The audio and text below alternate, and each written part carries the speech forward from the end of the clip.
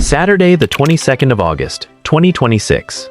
The Premier League season kicks off, and down at the MKM Stadium, Hull City are playing top-flight football for the first time since 2017. Their opponents on day one, Manchester United. Not exactly the gentle re-entry most promoted sides would ask for. To understand why this result landed the way it did, you have to rewind to January.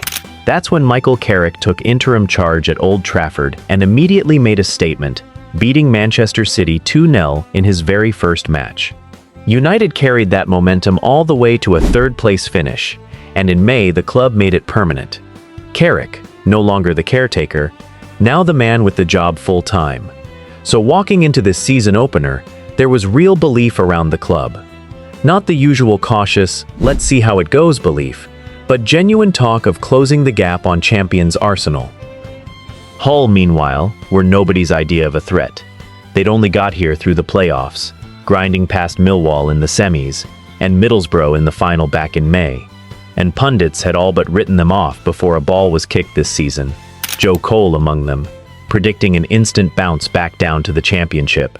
Owner Akun Ilikali almost seemed to enjoy that beforehand, leaning into the fact that nobody outside East Yorkshire fancied his club's chances. Manager Sergei Jakirovic had spent the build-up insisting his players could shock a few people. Nobody believed him, which, honestly, makes what happened next even harder to explain away. The first 10-15 minutes actually went the way everyone expected. United had the ball, played some neat possession football, looked comfortable finding their feet.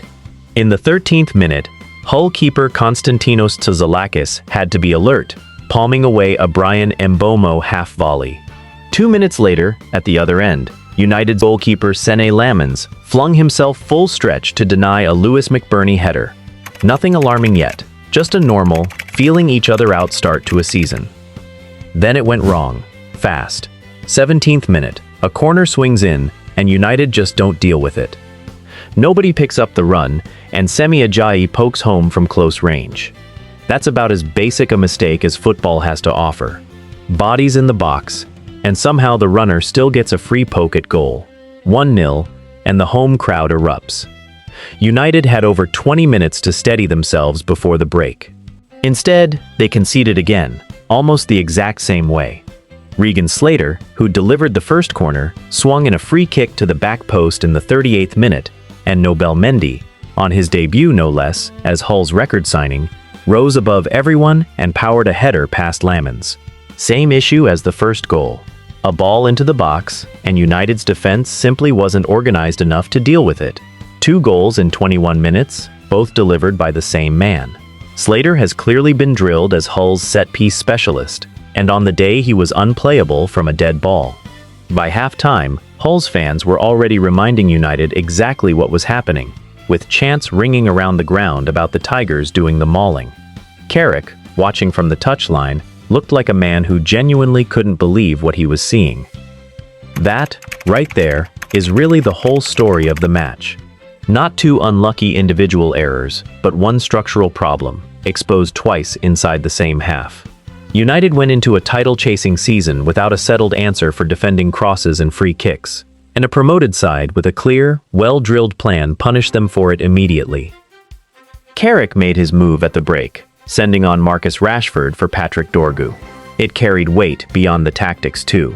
Rashford's first competitive appearance for the club in 618 days, after a season out on loan at Barcelona. But a substitution only matters if it shifts the game, and this one didn't. United had their moments in the second half without ever really threatening a comeback. Hull held their shape, kept the physical edge, and never once looked rattled. If anything, they were the side still creating the better chances, with Mohamed Baloumi firing narrowly wide from distance as United's shape kept opening up at the back. The closest United came at the other end was the 78th minute, Mbeumo again, forcing another good stop out of Tsoulakis. That was it. Yuri Tielemans and Andre Santos, both handed midfield debuts on the day, were withdrawn midway through the half, and nothing about the changes altered the pattern of the afternoon. So let's actually break down what went wrong here, because United were bad doesn't really explain much. First, and most obviously, set pieces. 2 goals conceded, both from the exact same delivery man, both preventable with sharper marking or a stronger first contact. If this squad is serious about challenging for the title, you simply cannot be gifting goals like that purely because your box wasn't organized on the day. Second, there's a tactical mismatch worth pointing out. United's attacking players, Mbeumo, Cunha, Ahmad, Bruno Fernandes, tend to do their best work in open space, against teams that try to play out from the back or press high, where their pace and movement can actually hurt you. Hull did none of that. They sat deep, stayed compact, played physical, and never gave United the room they wanted to play in. Once United were forced to work the ball through crowded areas instead of open ones, the attacking threat basically disappeared, and that showed in how few clear chances they actually created across the 90 minutes. Tielemans was brought in over the summer, partly to help solve exactly that problem in tight spaces, and there were flashes of his passing range early on, but one new midfielder finding his feet isn't going to undo a squad-wide habit overnight. Third, personnel. United's central defense wasn't what it should have been. Lisandro Martinez and Matthijs de Ligt were both unavailable, so instead of an established pairing, Michael Carrick had to send out Harry Maguire alongside Aiden Heaven, a much younger, far less experienced center-back, at a ground where the home side had clearly planned to load the box and attack every set piece. That doesn't excuse either goal on its own, but a makeshift backline facing a team drilled specifically to exploit exactly that kind of situation is a much more believable explanation than just United switched off twice. And fourth, the response. Over 20 minutes separated the 2 goals. That's plenty of time for a manager and a group of experienced players to talk, adjust, tighten things up. Instead, United conceded an almost identical goal from an almost identical source. That's not just a lapse in the moment.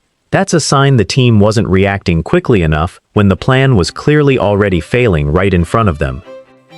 The context here makes it sting even more. Hull had never beaten Manchester United in 10 previous Premier League meetings. 2 draws, 8 defeats.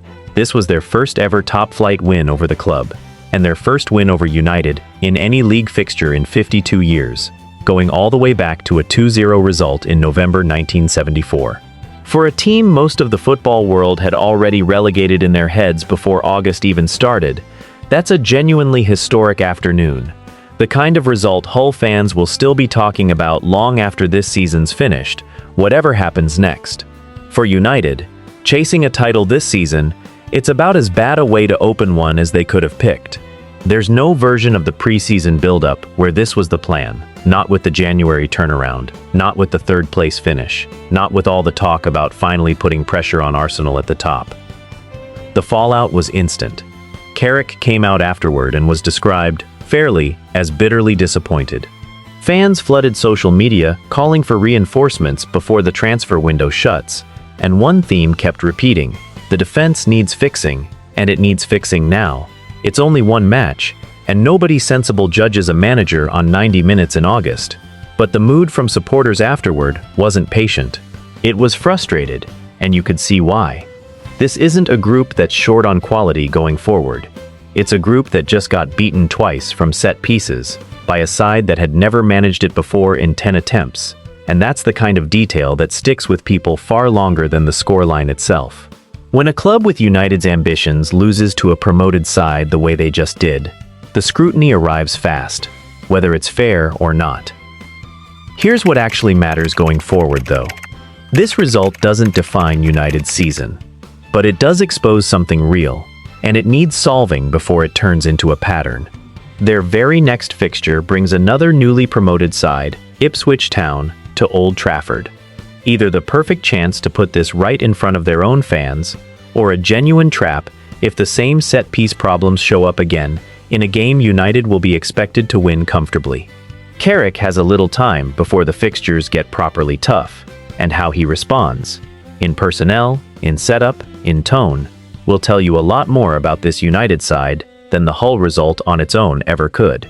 Fix the marking, tighten up on dead balls, and this becomes a forgettable opening day blip. Ignore it, and it becomes the story that follows this team into every big away game for months.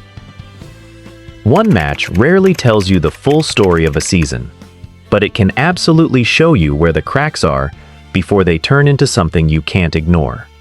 Right now, United know exactly where theirs are. The only question is how fast they close them. Let us know in the comments. Genuine Hull City shock, or Manchester United's defensive problems finally catching up with them on the biggest stage. And while you're here, make sure you're subscribed for more football detailing breakdowns all season long.